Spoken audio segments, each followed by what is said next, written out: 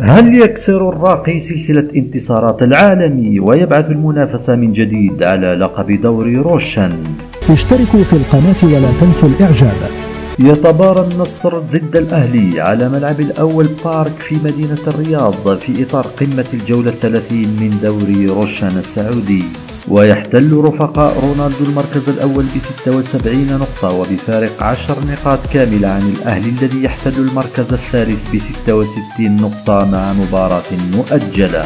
ويسعى العالمي إلى تحقيق الفوز وإبعاد الراقي نهائيا من المنافسة على اللقب وإبقاء فارق مريح عن المنافس الأشرس نادي الهلال، وسيعمل على استغلال عامل الملعب والجمهور بالإضافة إلى هجوم كاسح بقيادة رونالدو ودفاع صلب نادرا ما يتلقى أهداف، وكذلك الروح المعنوية العالية جدا للفريق بعد سلسلة نتائج إيجابية وصلت إلى 15 انتصارا متتاليا في دوري روشن، بالإضافة إلى 10 انتصارات متتالية في دوري أبطال آسيا 2 والتي بلغ فيها الدور النهائي لمقابلة جامبا أوزاكا الياباني.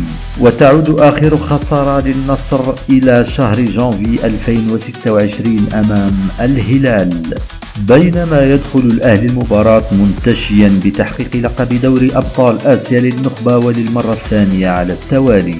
ويسعى رفقاء القائد رياض محرز إلى تحقيق نتيجة إيجابية تعيده إلى المنافسة على اللقب ولو بأمل ضئيل، خاصة إذا حقق الفوز في هذه المباراة وكذا المباراة المؤجلة ضد الفتح، وبالتالي سيتقلص الفارق إلى 4 نقاط. وبالنظر لصعوبة مباريات النصر القادمة فإن أي تعثر قد يستغله الأهلي لخطف الصدارة، فمن يدري، فكرة القدم مليئة بالمفاجآت.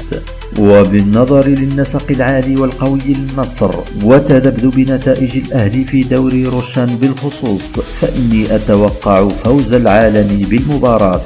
فماذا تتوقع عزيزي المشاهد؟ وتلعب المباراة يوم الأربعاء 29 أبريل 2026 وتنطلق على الساعة 7 مساء بتوقيت الجزائر وتونس والمغرب، والساعة 8 بتوقيت مصر والسودان، والساعة 9 بتوقيت السعودية والعراق، وتنقل مباشرة على قنوات 8. تابعونا للمزيد.